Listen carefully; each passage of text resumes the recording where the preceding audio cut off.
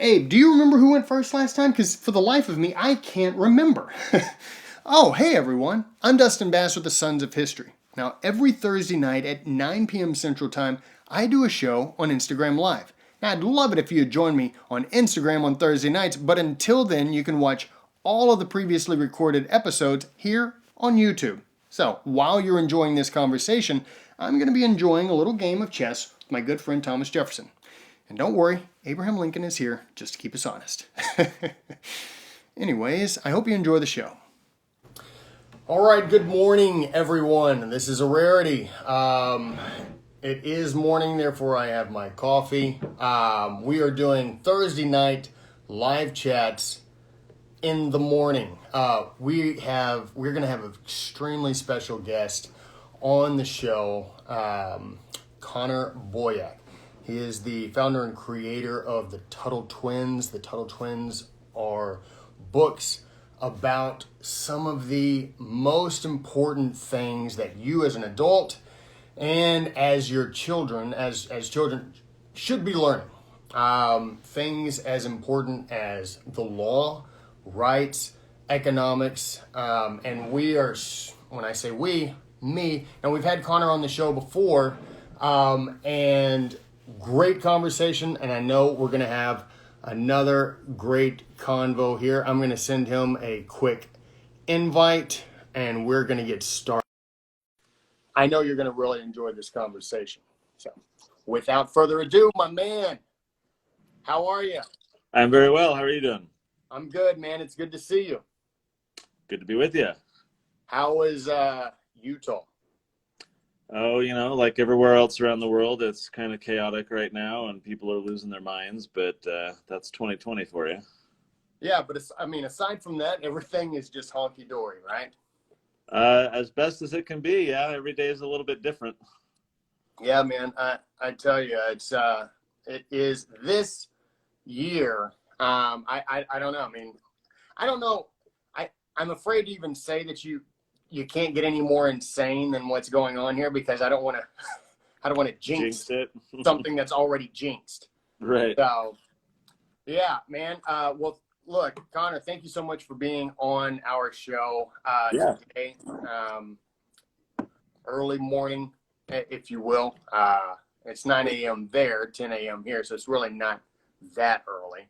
But yeah, I think we're going to have a really good conversation. I think it's a conversation I wanted to have with you really during the summer before people started getting into school again. Yeah.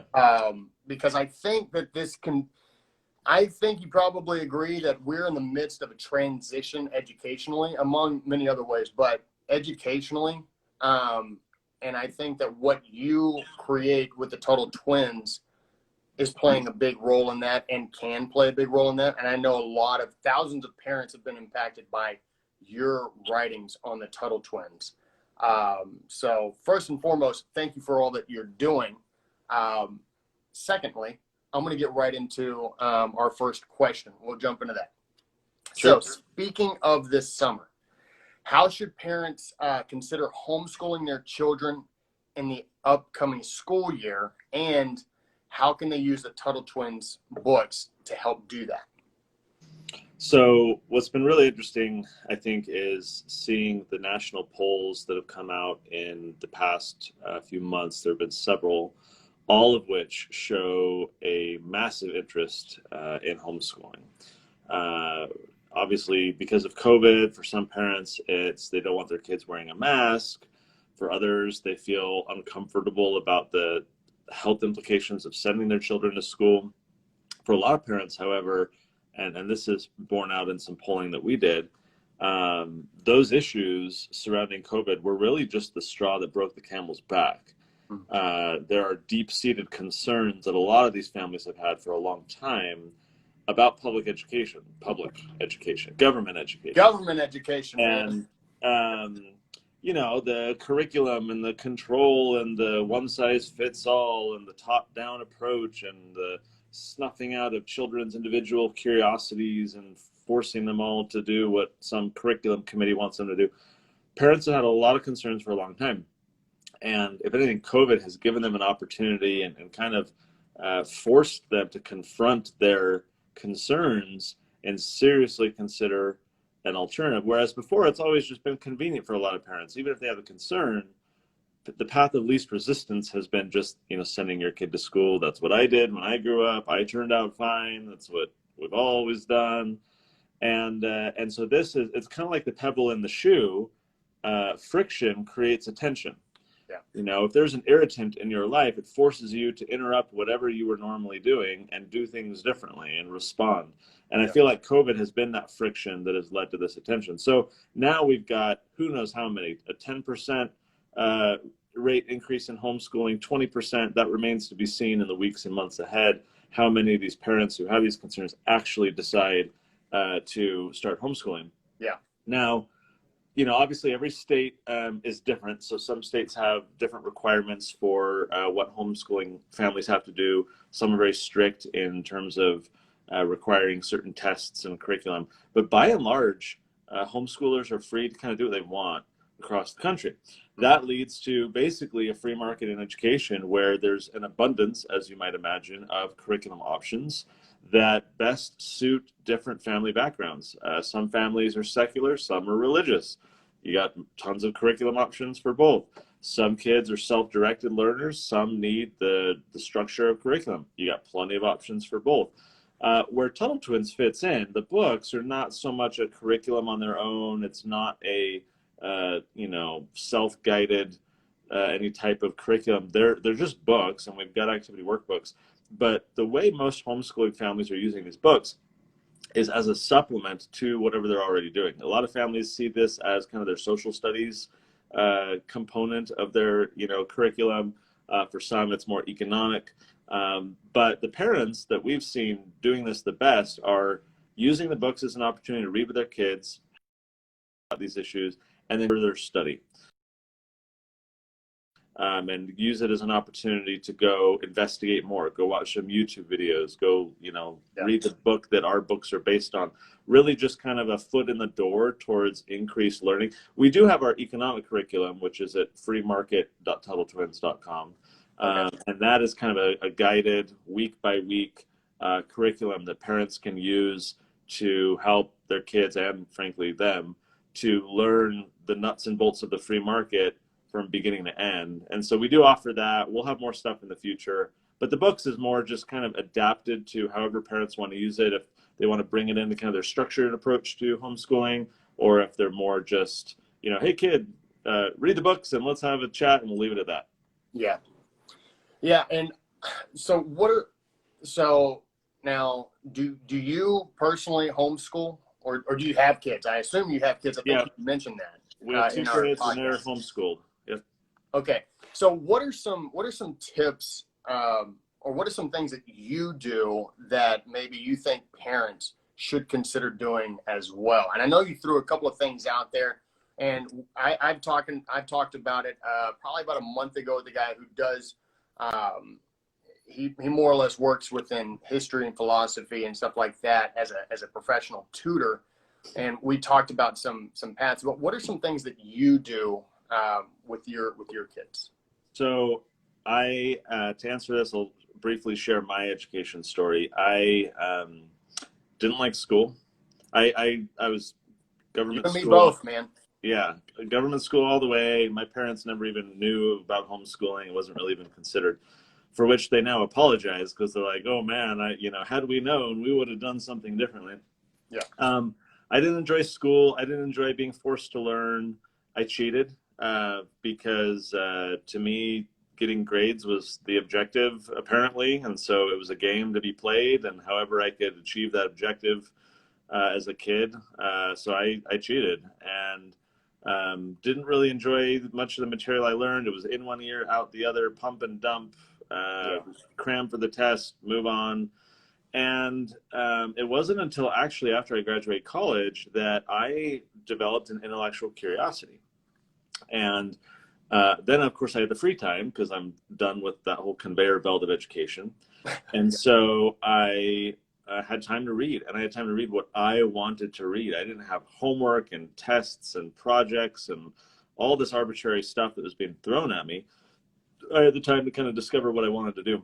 And so what's funny about that for me is that what developed out of that kind of intellectual curiosity was an interest in, and I would even say a little bit of an expertise in English. I mean, I've written 21 books now. I hated English before, and now I write really well. Yeah. History, couldn't stand history before. Now I love it. And then economics. And here we are producing all this content within this kind of framework, and it's stuff I like to learn about, and I couldn't stand it in school. And so now as I become a dad, I'm like, I don't want my kids to go on that same conveyor belt and then only later in life have the opportunity to discover what they want to do. In fact, this is funny. This is a prop for my little phone here. I'm going to try and pull this out. So I did a book a few years ago called Passion-Driven Education, which basically catalogs the way I look at it with my kids. So just like for me, once I had that interest in education and that fueled a desire to learn, and then I was authentically learning, I was finding ways to apply what I learned. I retained what I learned a lot better. I want that for my kids. I don't want that for my kids when they're adults. I want that for my kids as early as possible. And so in Passion-Driven Education, we articulate some of the ways that you can do that with kids. How do you center an educational curriculum around Pokemon or around My Little Pony or around horses or, you know, space and astronauts? Whatever your kid is interested in, how do you provide them the educational freedom to pursue and learn what they are curious about while still making sure they're learning all the, you know, reading, writing, arithmetic, all that kind of stuff. And so in the book, there's tons of examples of how to do this. But in my mind, that's how we as humans authentically learn. We learn what we're curious about. We absorb that information. We'll stay up all night reading something that fascinates us. Why can't we figure out how to do that for our kids so that they value and love learning? You know, it's very interesting. I mean, I don't have kids, but your track sort of reminds me of mine. In high school, man, I cheated all the time because, like, one, I have no idea what's going on in the math class. So I just had friends. I was like, look, I don't feel like failing this year, so let me go ahead and take some of these answers from you. But I did, like, I vowed not to cheat in college. And I rued the day because, you know, my GPA was not very good. But it was after college and sort of into my career that I actually started enjoying learning. And interestingly enough, you know, I had always written, I'd always, you know, sort of been a good writer, but I didn't ever get into history and into economics until well after college. It's very interesting that would happen. I don't know if you ever listened to Victor Davis Hanson, but he talks about how, you know, education, like history education in like high schools and stuff, people don't really even push that. In fact, U.S. history suffers the most out of every subject that is taught in public education schools.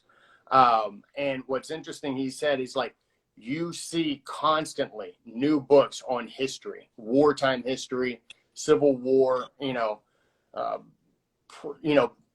thousands of years ago, World War I, World War II, books constantly coming out. And these are like some of the best sellers because people have this desire for information that they never got back, you know, when they were in school. It's very interesting that's taking place. So, okay, so those are some good tips.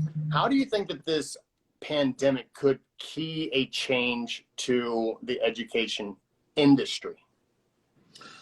So monopolies are always bad and competition is always good. And what we've had in education is a pseudo monopoly that's been bolstered by compulsory education laws that force people to be its customers. And only in the past few decades, as a result of some Supreme Court challenges and state legal reform, has homeschooling even really been a legal option. Homeschooling is actually it's an old thing when you think about pre-compulsory education. It's like traditional cottage room school, one-room schoolhouse, whatever. Homeschooling is the authentic American tradition. And then you have the rise of the progressive era, compulsory education, and they wanted to industrialize everything and prepare Americans to be good worker bees inside of big warehouses.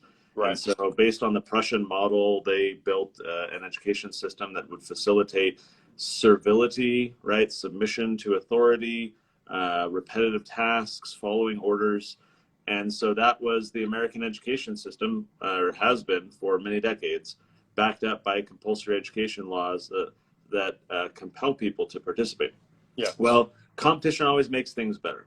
And so what we're seeing as a result of the pandemic is an increased recognition by parents about alternatives that have already existed in the past few decades and have been developed. I'm talking about like certainly private schools, homeschool co-ops are a big thing in the past 5 or 10 years.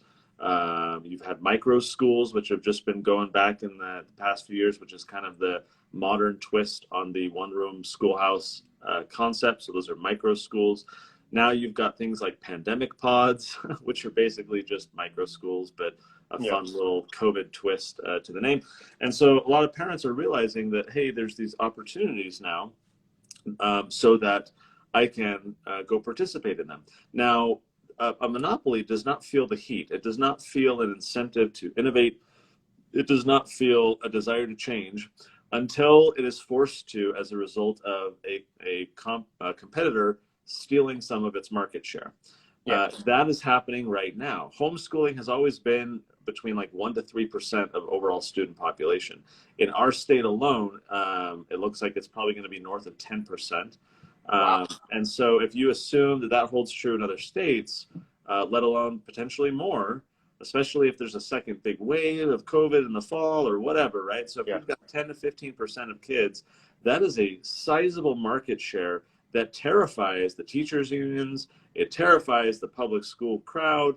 They have to confront this reality that parents now see viable alternatives, right? The best thing that we could have asked for in all of this, the silver lining in COVID and so forth, is the fact that parents across the country were compelled to, and I'm going to put this in air quotes, homeschool, right? At home government schooling that everyone did when the schools shut down earlier this year is not true, authentic homeschooling. It doesn't have the same freedom and everything else. However, it did force parents to have an experience with an alternative that they figured out like, hey, oh my gosh, my kid's mental health is way better than it's ever been. Why? He's not at school where he's being bullied all the time. He's much happier now. Maybe I should do something about that, right? Or, oh my gosh, my kids got done, even with this at-home public schooling system, my kids got done with their schoolwork in an hour and a half. Why do they have to go sit in a classroom behind a desk for 6 or 7 hours a day if they can get everything done in an hour and a half? So it forced parents to confront an alternative that many of them are now seeing is a viable option for the long term. That competition, that increase in market share is going to force some innovation onto the public school system. So I'm actually optimistic when it comes to education because I think that the trend is very positive. I think that COVID accelerated, I'll call it education reform, just kind of this flexibility in education, parent-centered, student-centered approaches, alternatives, et cetera.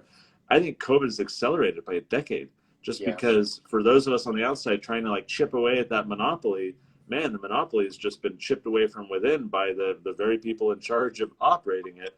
And I don't think we could have asked for a better marketing opportunity than what has happened right now.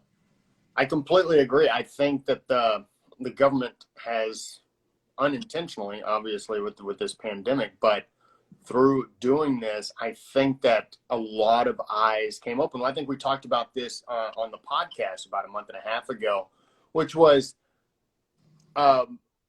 you have parents that are seeing their kids finish all of their work. Like my brother, his kids are finishing their work in like 2 hours. And he's like, why are my kids spending all day at the school for like 8 hours on end if they're knocking out all of their work in like 2 hours? What's going on? And I remember hearing about there was one complaint that, especially in elementary schools, an entire hour each day is dedicated just to going to the bathroom. And that's like, because you got these kids going, so you got to go like 4 or 5 times a day. It's just like, that's an entire hour that you're just standing in line waiting to go to one of the world's filthiest places. Because I remember elementary restrooms, man. It was a disaster. And exactly, it's like you're in a lot of ways. it does come down to the mental health of children. And it's not even so much strictly the mental health of children, but also if they are under stress while they are in class or outside of class, their mind is primarily focused on that stress and not learning. So it's not only putting them under undue stress and anxiety, but it's also eliminating their ability to learn, and putting them almost, it's supposed to be a learning environment, but it's actually putting them in a non-learning environment. Mm-hmm. So I think that this is one of those things where homeschooling, or just getting with, a couple of families and putting them in a learning environment, because last time I checked, I think education is supposed to be about the kids. Am I correct? Depends on who you ask, but I would agree with that. Yeah. So, I mean, to me, in a lot of ways, it's something that, like you said, growing up, you never really looked at it that way because your eyes hadn't been open to it. And then all of a sudden, and like you said, I think that's a very valid and strong point, that what this pandemic has done has pushed it a decade ahead. Like, it's just put it in fast forward. Yeah. And I think that's something that is very beneficial. Okay. Let me get your views, because you talk a lot about economics and rights, not positive rights. Well, you talk about positive rights, but how positive rights are actually negative for people. But you talk about negative rights are the ones that you should be focused on. But let me ask you a question. What are your views on some of the restrictive measures taken by government officials, state by state, some states worse than others, for sure, like shutting down businesses and churches? In a word, it's all stupid. You like to think that you live in a country bound by constitutional law and protecting your rights, and you see that all kind of falls apart in their words on a paper when stuff like this happens. You think about, okay, a court challenge, let's go fight in court, and okay, you're at the mercy of a single judge who probably takes the pro-government position, if you can even get a hearing in court, because the courts are shut down, if not delayed. And you look at the public health laws that are written across the country, and they are basically, tyrannical. They're a dictator's dream in terms of how broadly they're worded, that, oh, if it's for public health, then you can shut down anything and quarantine anyone and whatever's needed for the public health. Yeah. Well, that's like saying, like, whatever's needed for security, you can, pass a law. And okay, now we've got the Patriot Act, and everything else that totally restricts our rights. So these broad permissive laws on the books that honestly, like, haven't really been utilized in a long time. People didn't really realize those powers were granted to these mayors and governors and public health officials. They're scary. I mean, they're downright scary. Especially problematic, I think, is the outright hypocrisy we've seen, where, for example, just this weekend, Young Americans for Liberty was set to have its convention in Dallas, Texas. They've been advertising it for a while. They've had a lot of great speakers, nationally known people who are coming out. And then just 2 days ago, the city of Dallas came and said, nope, can't do it. After they've sunk tens of thousands of dollars into this thing, repeatedly, making sure, hey, can we move forward? And then just the city says, nope, we don't think this meets, social distancing, whatever, so we're going to shut you down. Meanwhile, in that city and every other city, people are out protesting all they want. Some wearing masks, some aren't. And, they're not being thrown in jail. They're not having any adverse problems just for the fact that they're congregating. And so, when Governor Newsom in California comes out and says, not only can you not go to church, you can't sing because singing, projects droplets into the air or whatever. So now it's like very dangerous.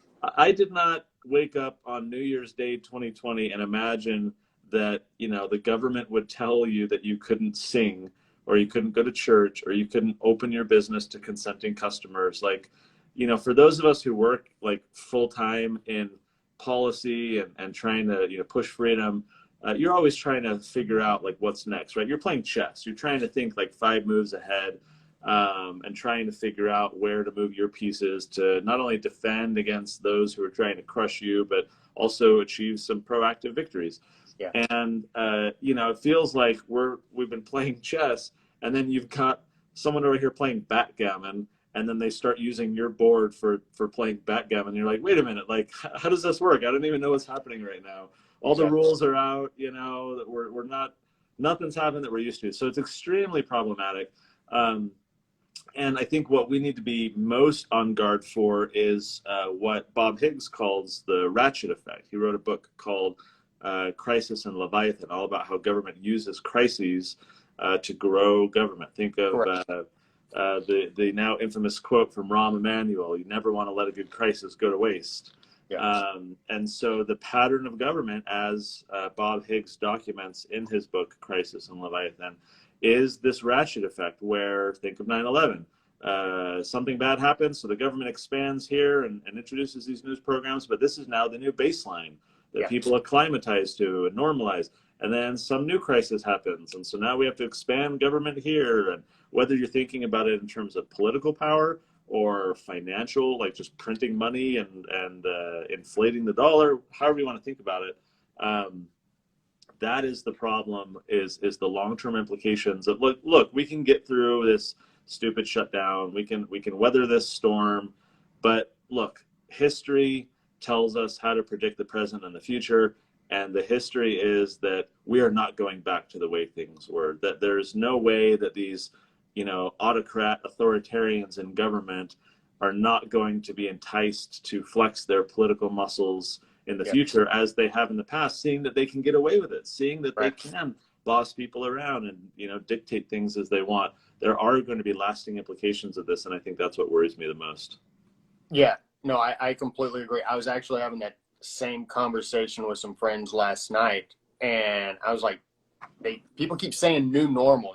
I'm like, and they're like, no, you know, we're not. I was like, let me ask you a question. Do you really think that? And they're like, no, we can't be like this, you know, moving forward. I'm like, do you remember 9/11? Like, do you remember what it was like before 9/11 to go to the airport? Right. I was like, you know, but then all of a sudden you have this terrorist attack and then you change everything. And they're like, well, I mean, they did that to protect. And I was like, terrorism didn't start on 9/11. I said, terrorism has been going on for freaking thousands of years. I said, but all of a sudden you have this instance. And I said, and what has changed, you know, aside from restricting people's freedoms? And they're like, well, I go, so this has already taken place and they're not going to let up. I said, you lose freedoms. I said, there's a reason why September 11th happened, and less than a month later, they already had the USA Patriot Act written up and ready to be signed into law. Mm-hmm. Like, you don't think that was already put in? It was already put into place. And speaking of some of the laws that you were mentioning, as far as the public like health laws, I encourage people to read like the Public Health Service Act. That was shortly after World War II.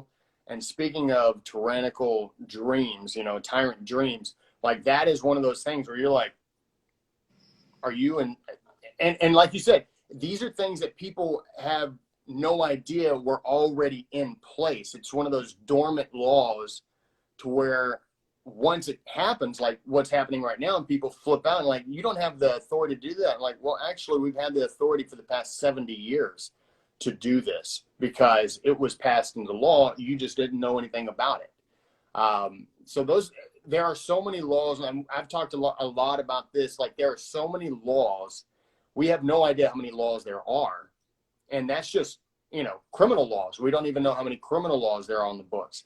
I think they tried to figure that out in the 90s. And they spent 2 years trying to figure that out. And they came back and was like, it's impossible. And then Neil Gorsuch had the idea to find out how many criminal laws are on the books just a couple of years ago. And they came back to him and like, yeah, they tried this. And that was 20 years ago. So it's not going to happen. You know, that's a, you know, I know we're known as a country of laws, but I think we're also known as a country of far too many laws. We're also known as a country with the highest per capita prison population. Exactly. The so-called land of the free. So yeah, we've got a lot of laws. That doesn't mean that's a good thing. In my mind, that's a horrible thing. Yeah, I mean, you know, the law is supposed to help with freedom, to guide you and to know like what you're supposed to do. But when you have laws for just about every movement, that's called tyranny, just flat out. So Next question, thoughts on the economic fallout that will come from the multi-trillion-dollar stimulus packages? I mean, what do you think is going to happen? Because people keep saying they're going to have to print all of this money. People are throwing out Bitcoin, different things like that. But what do you think the economic fallout is going to be? So gold, is at its highest. Crypto's going up. But, for maybe 15 years, I've been very focused on markets and political events. And in the past, I would always be very nervous. I'd be very receptive to the idea that the collapse was inevitable and right around the corner, and we're going to have hyperinflation. Where I've come to now is that certainly that is going to happen. I mean, the laws of basic economics do not allow for any other outcome. It will eventually happen. It really becomes a question of how soon. Yes. A decade ago, I was of the mind that within the next 2 or 3 years, it will happen. We had the Great Recession, and yeah, that was painful for a lot of people, but comparatively to what needs to happen to clear out all the debt and malinvestment and bad economics and everything, that was a drop in the bucket. Things are going to get, really, really bad. So yeah, we are seeing massive unemployment, which is now rebounding as things are reopening. We're seeing massive inflation in terms of dollars in the market. That will eventually lead to price inflation. Yes. But, there are benefits, sadly, to being the world reserve currency, to having the currency that most of the rest of the world wants to continue to have. Yes. Other countries also are engaged in similar practices to save their economies and bail out their businesses in the wake of COVID. So it's not that, United States is outpacing other countries in their rush to, print money and flood the market with new currency to help. And so I feel like, yes, there is absolutely going to be an effect. Prices are absolutely going to go up in the years ahead as a result of all the new money that's being injected into the economy. There's no question. However, I do feel like, given America's status and given the past as an indicator of the future, this isn't going to lead to any type of massive hyperinflation or collapse. I feel like the powers that be want to continue the status quo, and to that end are going to continue to do what they've been doing. And as long as they are enabled, it will continue to work. Think of a bank run. A bank run only happens when panic ensues and people think that they won't be able to get their money. That contagious feeling spreads. The bank can't sustain the run. They don't have enough money to give out because they've loaned it out. They've spread it around. And so the bank fails. Well, because so many countries are willing to continue to finance America's debt and buy bonds and everything else, it's not until a lot of those countries start to reject dollars, no longer finance the debt, that we then reach that tipping point that leads to this precipitous decline and collapse in America. And I don't think we're at that point. And sadly, the reason why we're not going to be at that point anytime soon is that the United States government, recognizing its position, is very willing to use the military under false pretexts to go in and punish countries that try and get off of the dollar standard internationally. And so countries understand that there are ramifications of giving the middle finger to the United States. And that sad state of affairs is what allows you and I and everyone else to think life is good in America, and interest rates are low. I can go finance a new home and things are great, not recognizing that it is an empire that is sustaining that false way of life and is subsidizing our middle class prosperity, even in a time of financial insanity. So for at least a while, at least years, if not a decade or more, I feel like things will plod along like they've been in the past, and we won't see any type of collapse anytime in the near future. Well,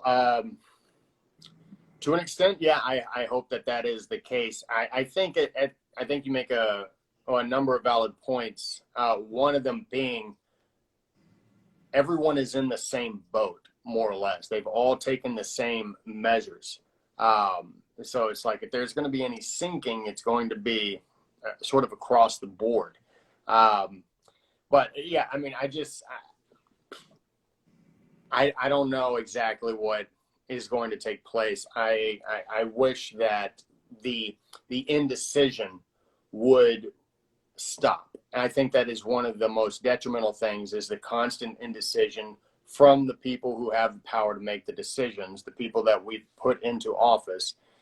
And then, of course, people that were not elected into office, of which there are far too many.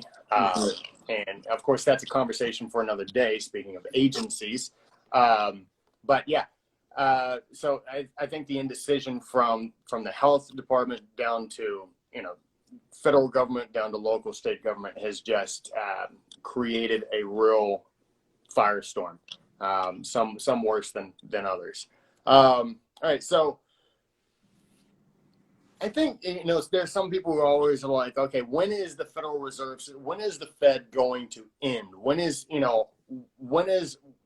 the, I guess, the powers that be within the government finally going to wake up and say, the Federal Reserve Act was a terrible, terrible decision. We got to the Fed is not living up. They've never really lived up to what they were intended or supposed to do, or maybe they are living up to what they intended. But what do you think is the future of the Federal Reserve? Will it just be, as you stated earlier, status quo, or do you think a change is coming? I think the Federal Reserve is absolutely living up to its proposal. This is precisely the purpose for which it was designed. It's why they met in secret under false names at Jekyll Island to hatch the plan that became the Federal Reserve, recognizing the political implications of their choices. So, no, I mean, it's like public schools, right? Oh, look at all these problems. And I'm like, no, but when you look at like Horace Mann and John Dewey and others that kind of architected the public education system, this is exactly what, was intended. It's not like this is a bad side product. So the Federal Reserve is not going away anytime soon, just as drug dealers are not going away anytime soon. As long as there are people who want to consume drugs, there will be drug dealers. Markets work. People respond to incentives. And where there is a demand, there will be a supply to meet that demand. In the Federal Reserve, there is a demand for cheap, free, new money to finance the political decisions of of Congress and the political elite who want to have foreign adventurism and military, adventures across the country, who want to have all their pork projects in all their districts. These types of expenditures are very difficult to do when you have to directly tax those who benefit from them. But when you can tax their unborn children and grandchildren by stealing money through inflation and debasing the dollar that has implications down the road rather than right now, oh, hey, that's amazing. You mean I can borrow money and just keep borrowing and borrowing and borrowing and force, my future posterity to pay for it? Great, sign me up for that. And so that is the drug. It is extremely addictive and very tempting to consume. And the drug is very popular. And the Fed is the drug dealer. And so there's demand, and the supply is going to remain there for a long time. I don't see we can't even audit the Fed, let alone end the Fed. So we're going to be stuck with the Fed for a long time to come.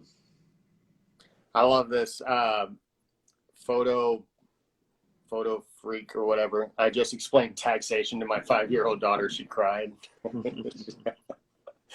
Yeah. Now she knows. Now his daughter knows how we all feel. Exactly. We all cry. We all cry. Yeah. I mean, I think that's the nail on the head.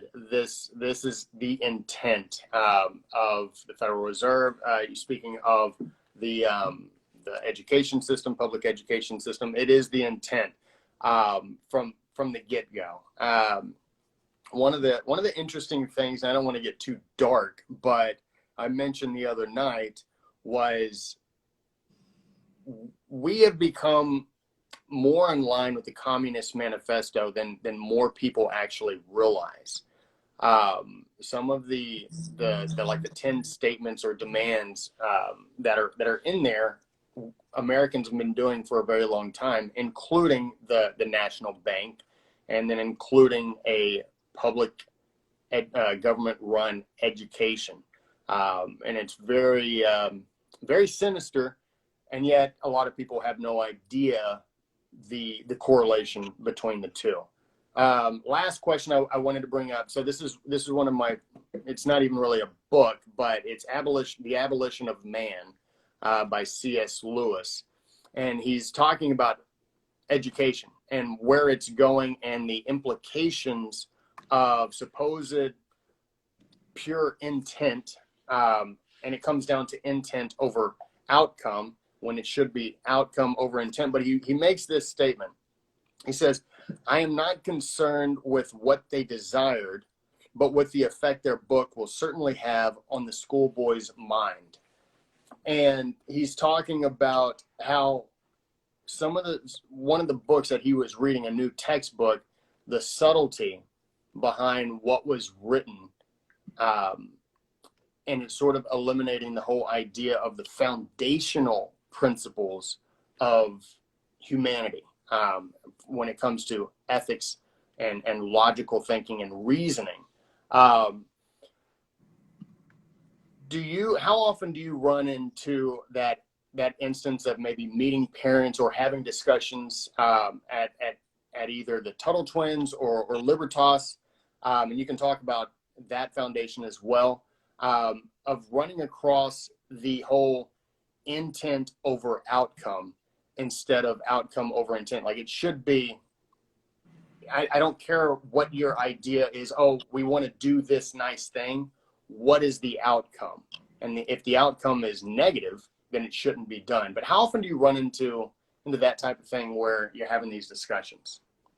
Well, it's so interesting when you say that, because it feels like we as a society are binging on superficiality over substance, where, maybe it's the reality TV and the social media and whatever, but, I'll use history as an example, since that's kind of your topic of interest.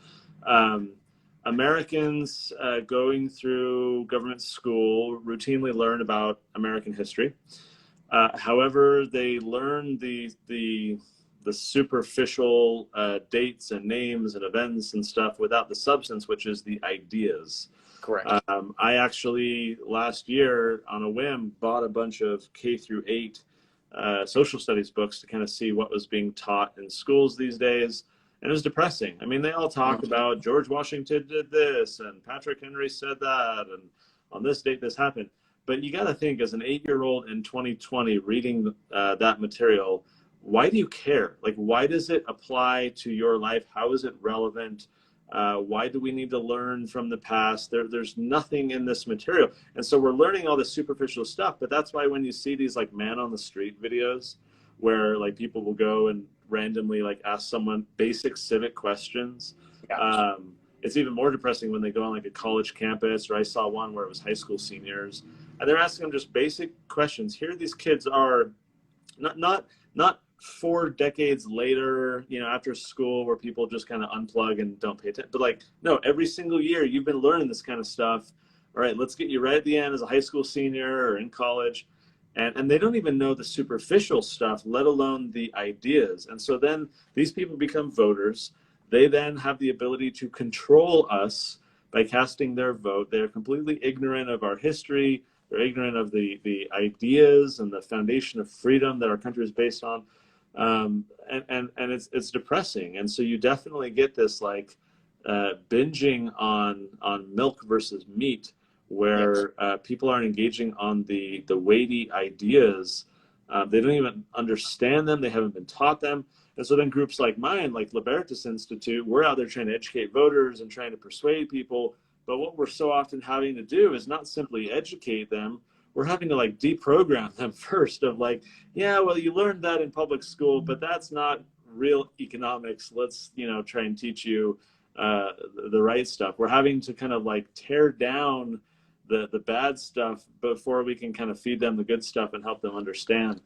So it becomes a big challenge for those of us who care about these ideas to see that in their stead, people are being fed facts and figures and dates and names and stuff that, okay, fine, they have their place. It's not like they're not relevant, but it's a substitution, it's a distraction. And I feel like something like American history, to, just keep using that as an example, that's really a contest of ideas. It's not just battles and, people who stood in lines stupidly firing at one another. I always think when I watch the reenactment movies and stuff, I'm like, why wouldn't you like hide behind a tree or something? Like, let's all line up in a big column and shoot at one another. Trench, man. Right, lay down on the ground.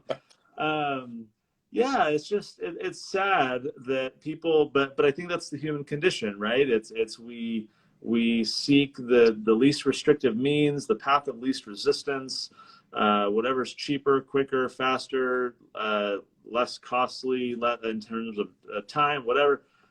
I just feel like when it comes to education, that's the battle that we face, is that people have that same tendency to embrace the milk over the meat. Yeah, 100%.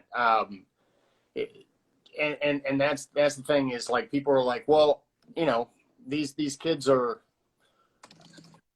I don't even know, like that's the thing. Is like, I did a video the other night and talking about the outcome of education within the public. I mean, 90% of kids are going to public education schools. Right. And they've been tracking how well they've been doing, I think, since, I want to say 1972 or 1976. And this goes back to like the SAT. It also goes back to just, how fourth graders, eighth graders, and seniors are performing. And it's like, there's no improvement. It's like, as much information as is readily available to us, you would think that it would be going up, like we would be improving as a society. Mm-hmm. And I think what you see out in the streets right now, where people are tearing down statues, they're just defacing property, and they're making such ignorant and outlandish and outright violent claims based on bad principle, based on bad ideology. And people are like, well, that's just a few people. And like, no, look at the age groups that are out there. Those are young people. Those are young people who have been taught in the public education system and not taught. And that's the thing, is like, they go out and then they get indoctrinated either it's within the school or by someone else. And you have this result. And then you also have a ton of people who say, well, that's just freedom of speech at work. And it's like, I don't think that you understand the underlying problem with all of that. So that's the scary thing. And it is always going to be, like you said, a battle of ideas. It's not just lining up and shooting at each other. It's not just pulling down statues or attacking a federal building. It is a battle of ideas that is ongoing to this day. And I think that's what the founders wanted, was a continual battle of ideas. That was the whole basis of how they came up with what we have now. You want the best idea to rise to the top. And so we had somebody ask a second ago, maybe you want to answer, maybe Pino Family RR asks, is there a history curriculum you do recommend? History curriculum? So the easy answer to that is no.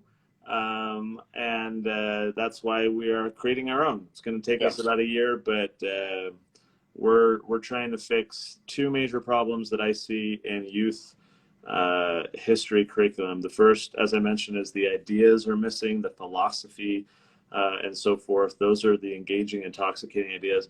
The second is the irrelevance. Why none of the material on the market helps kids understand why it matters to their life. Imagine, for example, when we're talking about American history, to use one example of many. Let's say we're talking about the Bill of Rights. And okay, the writs of assistance that British redcoats would use, basically permission slips that they would write themselves to say, I want to go into Connor's house. because I want to and search for whatever I want. I'm going to write this note myself. Here you go, Connor. I'm going into your house. And the founders were so disgusted by this invasion of private property and privacy that they wrote the Fourth Amendment in the Bill of Rights, which requires particularity or requires probable cause, judge's oversight, blah, blah, blah. So imagine when we're teaching that history, that we then make a correlation for the kid and say, oh, yeah, you know that cell phone you have in your pocket? Like the NSA is spying on you and keeping a catalog of everything that you have. There are modern implications and relevance to the stuff that we learn in history. And just as the founders were concerned back then, we should be concerned today. When we draw those connections for kids and help them understand modern relevance to what they're learning, then history comes alive. Then they understand why it's important to learn. We always talk about, the standard quote, those who don't learn from the past are condemned to repeat it. Okay, that's great, and I agree. Yet we don't have any support systems, curriculum, anything that really helps kids understand the modern application of these historical ideas. Someone in a comment I saw above said Tom Woods has some great curriculum. Absolutely. I actually am a former web developer. I built Tom's website, Liberty Classroom, for him. You can check that out at libertyclassroom.com. That's for maybe teenagers, but certainly college students and adult. I'm talking K through 8. There really isn't anything that I found that satisfies these two problems. There's so much material out there that just teaches the dates and the events and the names, and that's fine. We should learn that stuff. But history is hollow if we completely gut it of the ideas that motivated all those people to do all those things. They weren't just like these, automatons going about and shooting at one another and getting upset. And it wasn't just about taxation without representation. There's so much more to it all. And when history is devoid of that, it becomes dull and boring and certainly irrelevant to our modern lives today. So we're trying to fix those problems. It's a very big project, and we're hoping to have it out by the 4th of July next year. Okay, fantastic. So I have a couple of suggestions for people who are looking for stuff. So if you're wanting the sort of the basis of American history, the founding, so the Barnes and Noble put together a really good compilation.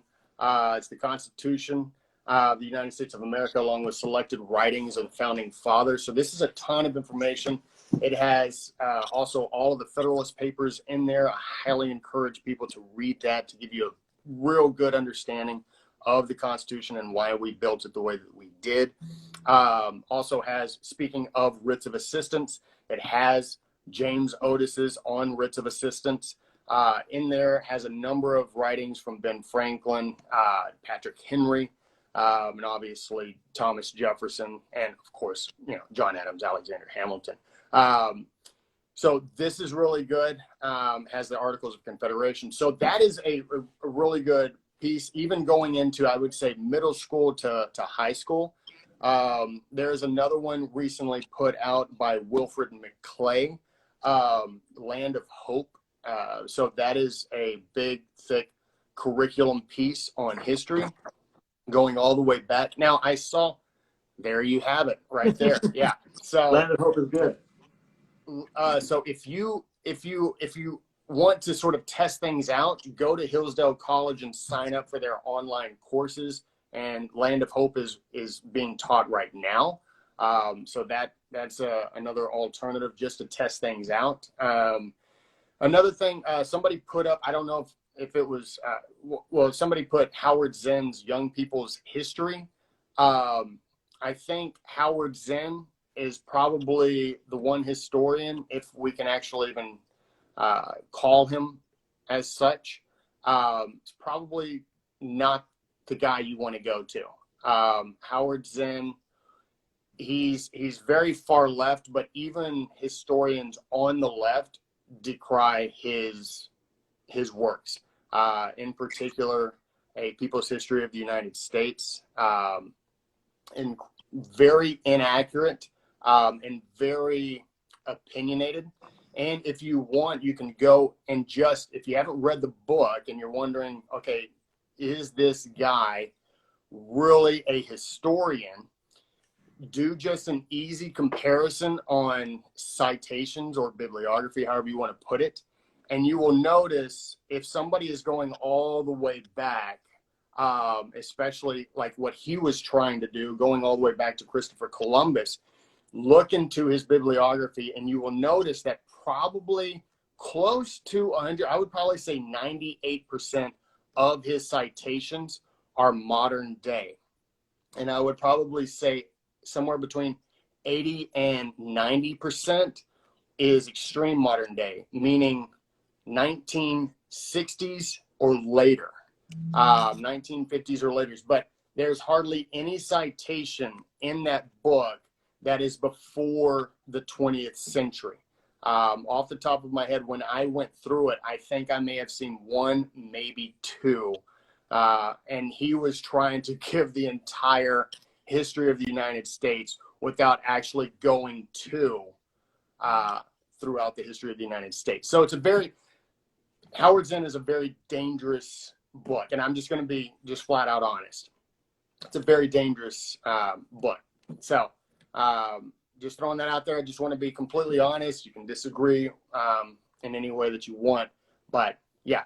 So there are a lot of books out there, and I would say do your research about the book before you purchase the book, and not just about the book, but about the author as well before making those searches. What do you think? Yeah, I think that's all fair. Like I say, for at least the younger people, I think there's definitely books for older kids. I especially love some of the biographies that Kevin Gutzman has done, Dave McCullough and others that really capture you in terms of understanding the history through the lens of some of the big actors who are there. But for younger people, since that's kind of the audience that we work at, I just haven't found anything satisfactory. The market is flooded with books that just summarize the basic facts and dates and events. And if that's all you're looking for, go on Amazon, you'll find something 5 seconds later that should suit, your interest. But our audience is more interested in the ideas and the philosophy and the big picture. And I honestly just don't have anything to recommend for, again, the whole reason why Tuttle Twins exists is because I, as a dad, went on Amazon trying to find something to teach my kids about like free markets and justice and property rights and couldn't find anything. And so we created the Tuttle Twins. Same thing with history. We haven't done history yet. It's just ideas and principles. Right. And so I just haven't found anything satisfactory.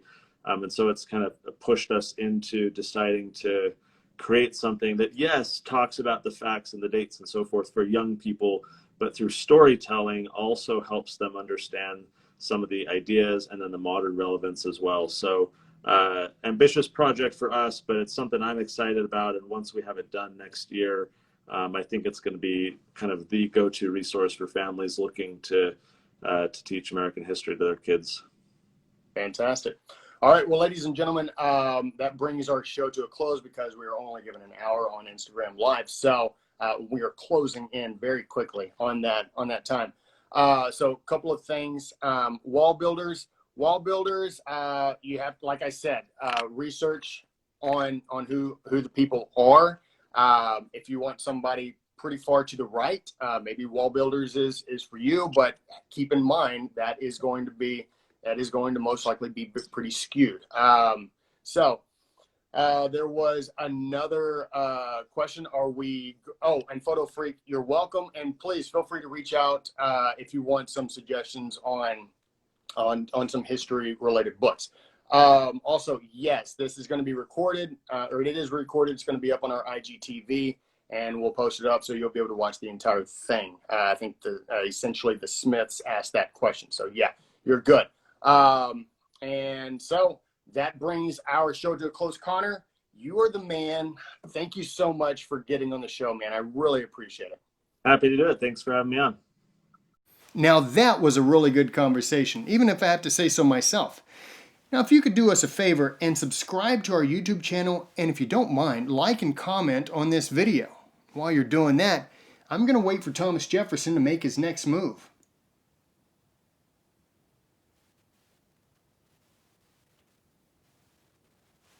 You always win that staring contest. It's your move! Go! Okay. You seeing this? Are you watching this?